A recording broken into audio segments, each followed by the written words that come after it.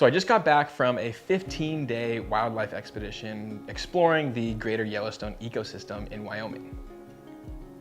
It was a spectacular trip filled with so many incredible moments and diverse wildlife. From ermines to great gray owls, I was blown away by the beauty of the animals interlaced in their frozen environment. During the trip, I used my new camera rig here extensively, and I love the ease of use of it as well as the image quality. So I wanted to give you a walkthrough of my dream camera rig here for wildlife filmmaking.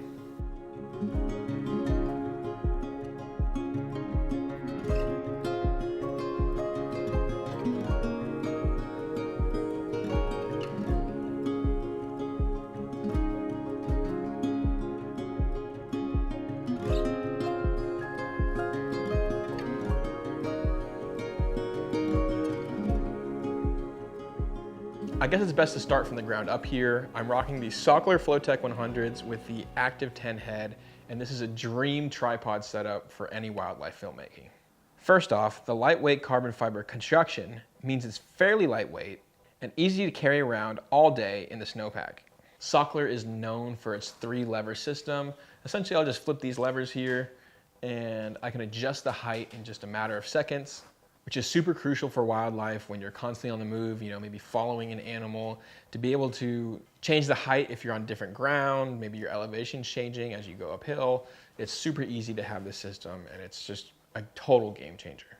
The new Aktiv series is again super innovative and very fast. The old Sachtlers kind of had this knob at the bottom that you'd have to twist and then level your head and then twist it back to tighten it. This new one's super easy. With just a flick of this lever here, you can then adjust the horizon level on your tripod to make sure that if you're panning with an animal, your horizons don't change. So this tripod is just a dream tripod. I just purchased it this year, and I don't know how I survived the past couple years without it. So moving up from the tripod here, I have this bright tangerine base plate rig. I think it's the left field base kit, if I'm not mistaken. Bright Tangerine makes some amazing products. Essentially, connected to the tripod here is a dovetail plate. And above that dovetail plate is this whole system. So there's this super easy and nice quick release here, which is often what I use to take the rig off the tripod. Super well built, really high quality, lightweight. So the innovative design of this quick release just makes it so easy to take the camera off the rig, throw it on my shoulder and carry the tripod, or just carry it with my hands. Bright Tangerine makes some of the most reliable and intuitive systems out there, and this left field kit is no exception. This kit is designed to be quick and versatile, and is designed to give you a few different options on how you want to take the camera off the setup when moving around out in the environment. Connected to the camera is actually an RS3 Pro plate, so I can then hit this lever here, unscrew that, and typically not for this setup because I would never really throw this lens on a gimbal. But if I had a smaller lens on here, I could take that off really quick, throw it on the gimbal. Obviously, I'd probably take some of the peripherals off, the monitor, the top handle. But the fact that it's got that built-in RS3 Pro plate is super handy as well. So really love the left field kit here from Bright Tangerine. I can't say enough about it. It's really just kind of put this whole kit together and made it really easy to take apart, easy to walk around with, really game-changing for wildlife filmmaking. Connected to the base plate here are two pretty basic 15mm rods. They're aluminum rods. I think they're from Small Rig. Just super simple. The reason why I have those is because I have two other key features connected to those rods.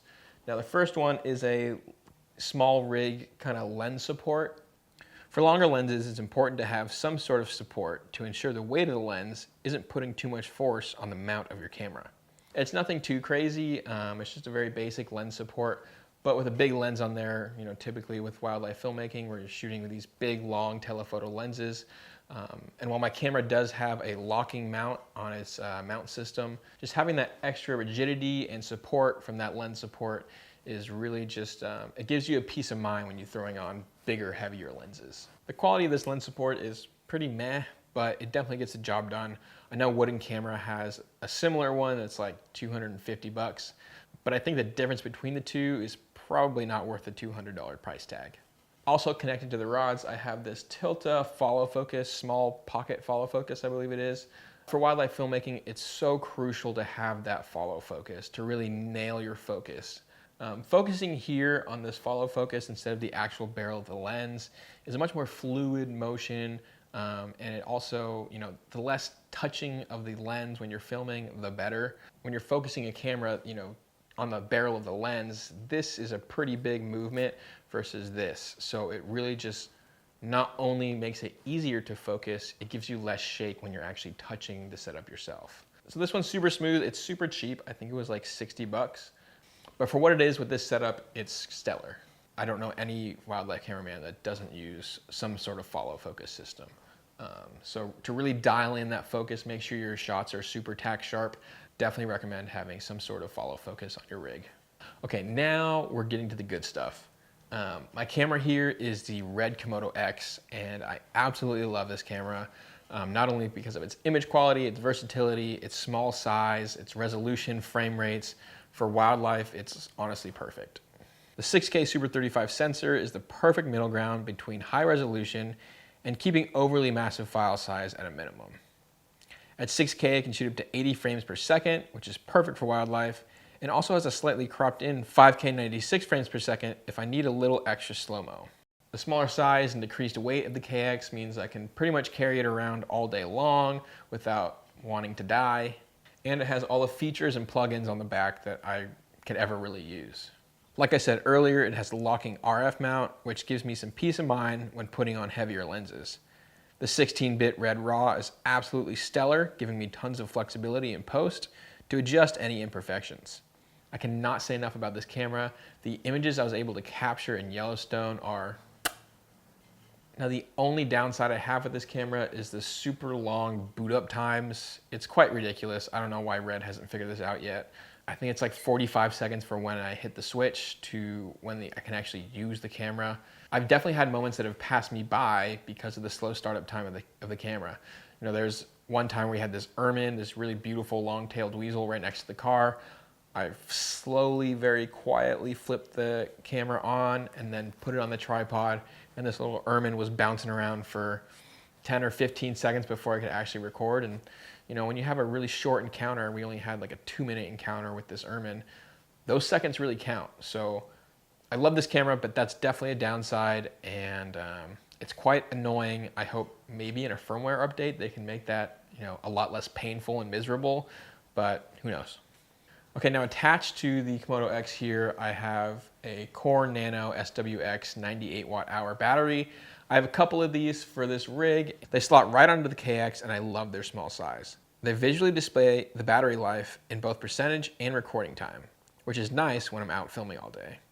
They're really great batteries. I haven't had any issues with them. The battery life is pretty good using the Komodo-X in this rig here. Typically, I won't go through 3 in a day, ever. I love that it has a USB-C port, which not only allows me to charge the battery, but also charge my phone or my laptop. I pretty much just don't carry any battery banks around. I just use these V-mounts as kind of like a charger for my phone on the go.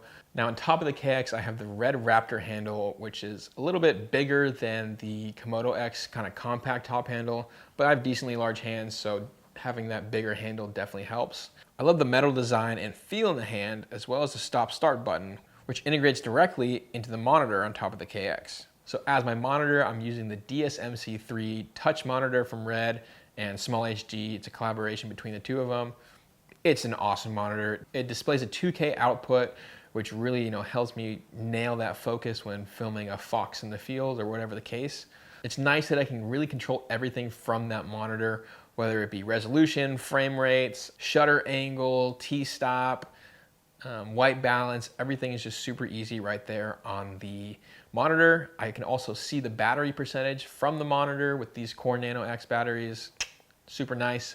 I can also press record from the monitor. This monitor is just really beautiful. It's bright, perfectly integrates into the Red system, and as of now, I don't see myself really using any other monitor. The only downside to it is that it's a 7-inch monitor. Sometimes when I'm out there in pretty frigid or windy conditions, it does act as a sail. I heard some rumors that Red might be creating a 5-inch monitor, which would be great. But for now, really love the build quality, ease of use, and resolution of this monitor. Attached to that is the most ridiculous thing ever, is the Red monitor hood here. It was like $100 for a piece of plastic, but I guess that's red for you. Kind of crucial to have a monitor hood when filming out in the field. A lot of the times I'm filming in super bright sunny conditions.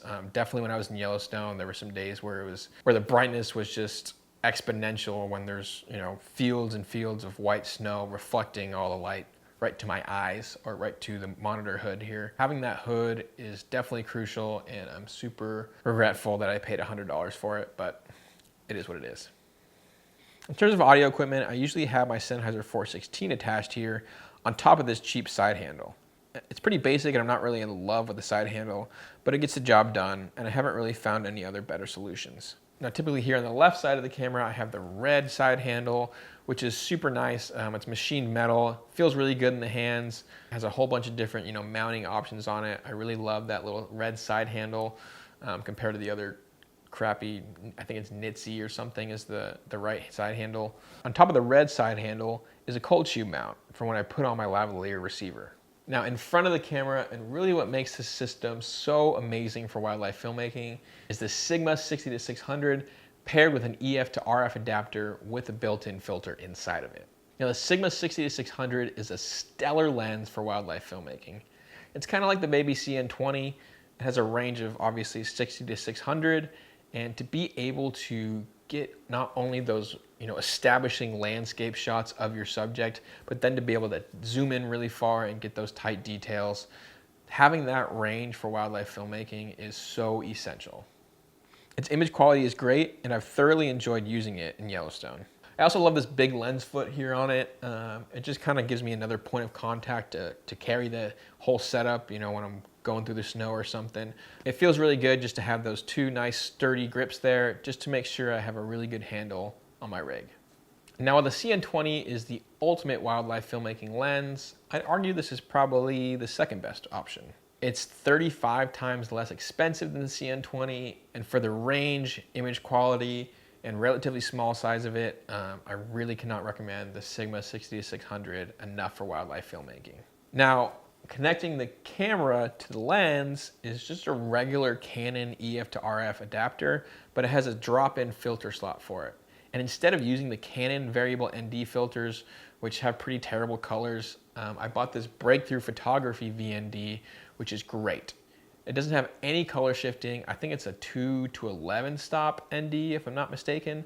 But just the fact that I can adjust my exposure just by this little wheel here is absolutely necessary because the Komodo-X doesn't have built-in NDs. So to be able to expose properly, especially in Yellowstone where I got really bright sunny snow and sometimes maybe an animal walks into the shade, being able to adjust my exposure that way, it's super easy, a really flawless system. And for the adapter and the filter, I think I paid like $400. So really not that bad to get an ND onto this camera. And I definitely prefer it over a big matte box in the front here. Just makes the whole thing a lot heavier and a lot more chunky as well. Now, I found this setup to be astonishingly powerful for wildlife filmmaking. I mean, the shots I was able to get on this past trip were breathtaking, and just the red raw is amazing to mess with. It's relatively lightweight. I could kind of carry it around all day, although there were some points when we were chasing a great gray owl where I was definitely feeling it. But it's good to have those moments, get the heart pumping. It also held up really well in the snowy conditions in Yellowstone. There were definitely multiple times where I was out there for 20, 30 minutes just being pounded by snow, and I didn't have any issues with the Komodo-X. That was kind of a question that I had with the newer red systems. I really questioned, the newer reds, their weather durability versus the DSMC2 reds, but I was really impressed that I didn't have a single issue when filming in sometimes negative 10-degree weather. So yeah, this is my dream wildlife filmmaking setup. It's taken me years to acquire this setup. It's not the cheapest setup on the planet, but in my mind, it's a really great, combination of image quality, ease of use, lightweight, and I'm really, really stoked on this setup. Okay guys, that's it for me. Thanks so much for watching this video. If you like these more gear-related videos, please leave a comment down below and let me know that you liked it. Thanks for watching. Do all the things down there, like, subscribe, comment, and we'll see you on the next adventure.